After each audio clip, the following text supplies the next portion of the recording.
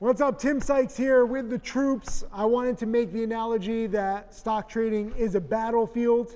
Let's not forget, before we get into everyone here who has really succeeded in a nice way, most traders lose, okay? Just like on the battlefield, if you're unprepared, you're gonna get annihilated. This is why if you are in the military, if you're a soldier, you go through training at first. You go through training without like live bullets, without the enemy all around you. That way you can be better prepared for the battlefield. That's what trading is. That's what teaching is. And I want to go around the room here just to help you guys explain what you've seen in your time in the battlefield of trading. We'll start with JCP first. How has the battlefield been treating you? The battlefield right now, I'm winning right now, so I'm glad about that. But you made $50,000 yesterday, today. I did make $50,000 yesterday, but the battlefield isn't always so rewarding. Sometimes you got to grind it out. Sometimes you end up losing, and you got to learn from those lessons. You got to learn from the lessons. $50,000 yesterday, today. Let's focus on that. You got to inspire people. What did you bring to the battlefield yesterday? How did you collect 50,000? Exactly. So it all comes down to being prepared the night before. You got to put in the work, and you got to realize what you're going to be watching the next day, what's hot, what setups are there, and from there you just write them down, and then you narrow them down. And when the bell rings, you got to just show up and be laser focused and be ready to attack. What were your setups yesterday? Fannie Mae and BTQQF. Beautiful. Yeah. $50,000 in a day. How does it feel? It was the best day ever in a single day. It's kind of just like whatever right now. Kind of just want to go on to the next play and continue to trade well. Continue to survive in the battlefield.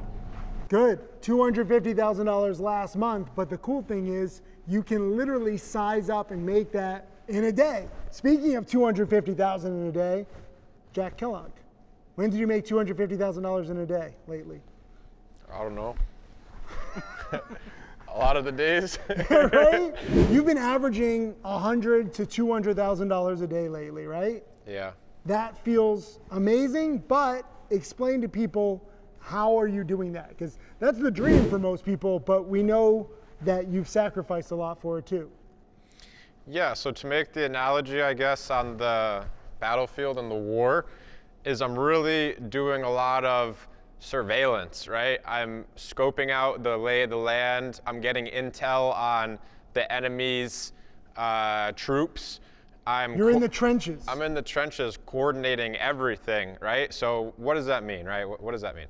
It means that I'm getting up at 2, 3 in the morning. I'm sitting at my desk. I'm letting my body settle. I'm making sure there's no distractions. I'm making sure that I'm able to think and process my thoughts cleanly, crisp and clear.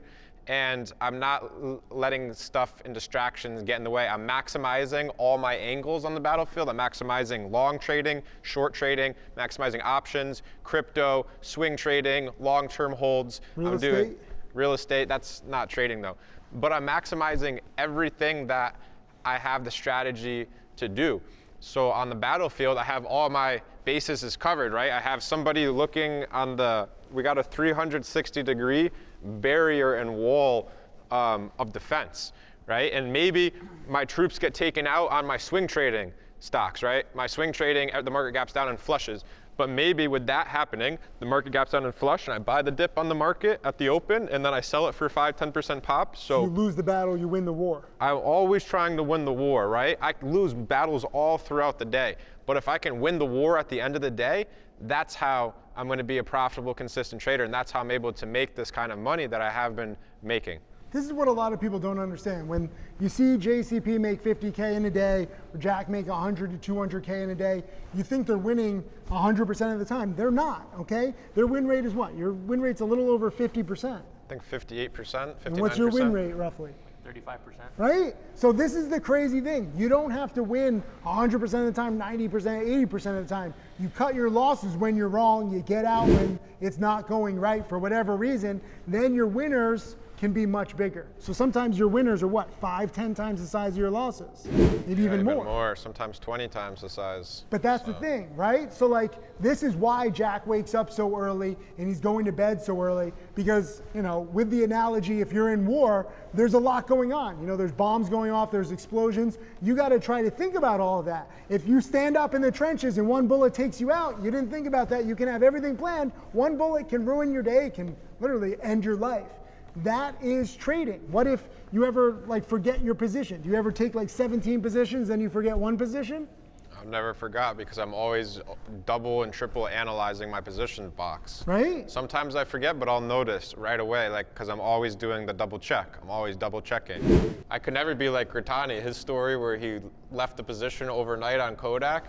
I don't know how he did that, but for me, I'm always checking to make sure, because at the end of the day, when the market's going to close, when I'm checking in the hour, making sure that everything is how I'm supposed to have it. And if it's not, then I'm re-coordinating and re-attacking my positions. Good analysis. Eric, how have you been doing on the battlefield lately? It's good. I made $95,000 last month, and I changed a couple things. That's helped me a lot. The battlefield, what I do is the preparation and the knowledge. That's the key. Before I do anything, I prep myself and analyze myself. Like this, I didn't know this one before. I learned. Most of the time I make the money 4 a.m., 7 a.m., and 2:30. And most of the time I lost the money 8 o'clock and 12 o'clock. That's the reason what we did with the Jack. 12 o'clock we are off the screen, we go walk or we cook something, you know, then we're gonna come back and do it. So if you analyze and, you know, you analyze yourself, analyze where you're doing the battle, and you're gonna know where you're gonna attack, and you're gonna know where you're gonna protect your troop. Yeah. So that's the important. You know, you have to know where you're making money, where you're losing. If you don't do analyze, it's not good, because you don't know how you're gonna attack or how you're gonna protect it. You know, you have to have smart move. Looks like the chess. You know, you have to analyze your, you know, enemy who's you playing against, and then you're gonna find out what's the weak part, and you're gonna attack that area. Sometimes the enemy is yourself. That's the interesting thing with trading, right? We've all been at battle with ourselves sometimes, trading too big, trading too often. You know, when you have a big win, like Jack made a video the other day when he had a big win, one of his biggest mistakes is that he keeps going and then he goes too big, and then you lose the big wins and then you feel like crap. Yeah. Right?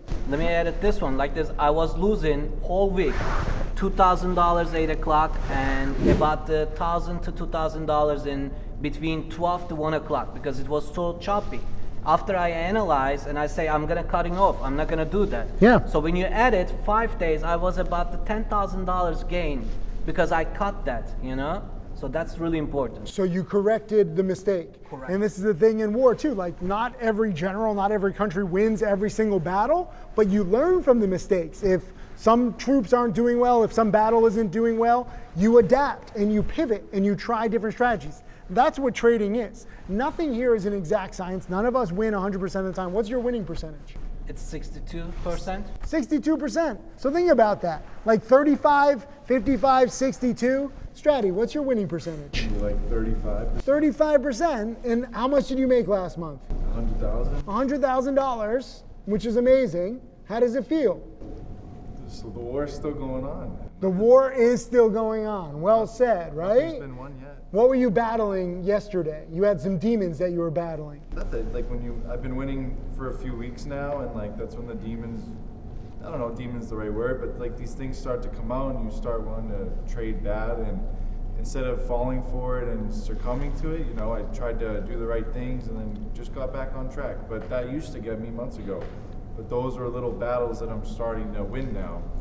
And that's going to help me win the bigger war. But it's little battles every day. What was the battle that you used to lose and now you win? He would shoot someone on the battlefield, he'd get a kill, and then he'd be like, yeah! And then all of a sudden, boom, right in the back. You get cocky, right? You put your guard You would down. expose yourself. You But- would show excitement. But that's why he's saying like the war, the battle keeps going, because now he's learned from that, right? This happens all the time. It's only natural, especially in the beginning. You get excited for your gains. You're like, this is awesome. Then maybe you go out so hard, you celebrate the next day, you're too hungover, and then you miss a better play. Maybe you get so excited and you're like, let me go double the next time. Then you go too big and you lose. You have to stay in the groove. Jack and I talk about this all the time. You know, when you're on a hot streak, you do what you can to stay on that hot streak. You don't try to bet too big. You don't try to veer off and be like, you know what, I'm winning every single time. Let me bet 10 times as much. You have to think about the different danger zones, okay? Obviously, war is different. You know, it's not a perfect analogy because you're risking your life. But in trading, you're risking your finances, right? If you ever bet too big, if you ever get too cocky, let's say you go all in, you use leverage, you can get blown up. And then many people, we know traders who get too aggressive and they blow up and they don't come back, right? How many traders would you know that have succumbed to their injuries on the battlefield? At least probably 50. 50 individual traders. What was their mistakes? Their mistakes was just blowing out at the wrong time. Betting too big. Betting too big. So one of the lessons that has always stuck with me that Tim harps on all the time too is Jesse Livermore. He was one of the best stock operators of Ever. all time. Of all time. And he went all in, leverage, full port on the market bottom way back in the day. 1931. 1931, all in on the dip, leverage, and he was 3% or 4% too early. He blew out, and then he killed himself because he blew out. He was dead right on the thesis on buying the dip. It's just early. He was just early. So that always sticks with me. It doesn't matter how right you are. If you bet too big, too quick, and it goes a little bit more, and you blow out, and then you can't get back in, or you get back in with too much size, you're done. So it's always good for me. The big thing that I do is just start in with the small size, and then once it starts proving itself and you have a level, you don't need to go all in 4x leverage, but you can do a bigger position as you kind of are right more and more. Like I'd rather add to a winner versus add to a loser, because you don't know when that blowout's gonna come. You get bigger with more size when you see a play working or a strategy working. You don't go bigger when you're like, this has to work, and you start fighting the market. I know many traders, maybe they don't even blow up, but they try to fight the market. They're like, I'm right, the market is wrong, and you don't have to do that, right? Like, you don't have to necessarily take these big losses or even put yourself in these hugely stressful or hugely risky situations, right? If you play with fire, it's not a question of if you're going to get burned, it's when and how badly. And if you keep, let's say, going all in or using leverage, or even not even going all in, but you take risky bet after risky bet, you're not meticulous, you're not prepared, you will succumb to your injuries. It's an inevitability. And this happens with many traders. All of us have been trading. How many years have you been trading, JCB? Going on 10. 10 years? How many years have you been trading? 9th year. 9th year? How many years? 6? 5. 5, right? So these guys have all been trading several years, and they've learned a lot about their trading. And now they're all profiting quite nicely because the market is just insane, but they've learned a lot about themselves. They stay in the groove, and frankly, they're succeeding as a result. And it's not just about how much money you're making. Are you happier, JCP, when you make a smaller amount, but it's a well-planned, meticulous trade? 100%. Right? I'm way happier when I execute my plan and I don't force a trade. Usually when I force an idea and I'm too early, that's when I get blown out and I don't have my seat at the battlefield anymore. So what I like to do is when I see something that I really like, I don't take all my shots at once. I like to kind of ease my way and maybe 1, 2, 3, 4 shots. And See where the bullet's kind of going to fly first before you put the you don't want to hollow point in? You don't want to empty the magazine if you don't have the night vision and it's nighttime, right? You want to just wait 2, 3 shots, you have your full size, it's going in your favor, and you can just keep adding to the winner. I mean, do you guys do that? Because they both do that. Do you Yes. size in small at first and you're testing? Yep, You I gotta do ease that. in. You have to. You gotta ease in. Right? And then go for it. Add to the winners. Especially if it's work with your plan and you size up and you know how much money you're gonna make it before the trade ends. And sometimes when I get some trade I don't have the preparation and I figure out like I start to losing, I start to get stressed, that's the worst feeling. So you still make undisciplined trades sometimes. Sometimes, yes, but I'm start to cutting off because I have to cut it off, Strati, do you make undisciplined trades? Yeah, but like if you do it that way, even those trades, it's gonna be very small money. So like Paper cuts. when I'm screwing around, like it's on those little positions. By the time I'm in big, I'm dead right. So the only options are big wins, small loss. So if you're going way too big too early, that's when like it starts to get messy. So if you are gonna be like undisciplined or paper cutting, just keep it small and build into winners, and that's how you're gonna go to battle. Well, last time I was here, you had a giant loss. What happened? Right, I was doing that, but I did it like 15 times in a row. So paper cut, paper cut, paper cut, paper cut. Those are warning shots. So sometimes, I don't know, if we're talking about war, like you have to retreat. Like it's not always gonna be your day. So not being stubborn, like stubborn people get killed. So if I can see that I got shot a couple times, maybe you can't take this on today. Then you reset, come back the next day. Yeah. It never ends. So you don't have to be dead that day. Like the game is to just stay alive. Just hang around long enough till it gets easier. So. That's a great analysis. And you know, myself, like all these guys have been crushing it lately. I've been in Asia, I've been sick, I've been over trading, I sized in at the wrong time. I actually had a red month in December. So all these guys have been crushing it and I felt like crap losing. But I lost a little. I protected my overall gains for the year. Yeah, it would be nice to like finish the year strong, but like, you know, I see what I did wrong. But again, I retreated. It's okay to have a red day, a red week, even a red month. Do you guys ever have red months anymore? Yeah, but of course. But it happens. I had 5 red months last year. 5. But your green months were much more than your red months, so you won overall. Way bigger. That's the key. So you can have losses. Like this is what I want you guys to understand. I get so many messages from people who think that you have to have perfect track records. Like, you know, some of us can see the future. We can't. None of us can see the future. We just manage our emotions, we manage our losses, and like Strati says, we learn to retreat, okay? Retreating is a big thing in the markets. You can come up with any kind of thesis, you can be any single trade, but if it's not working for whatever reason, retreat.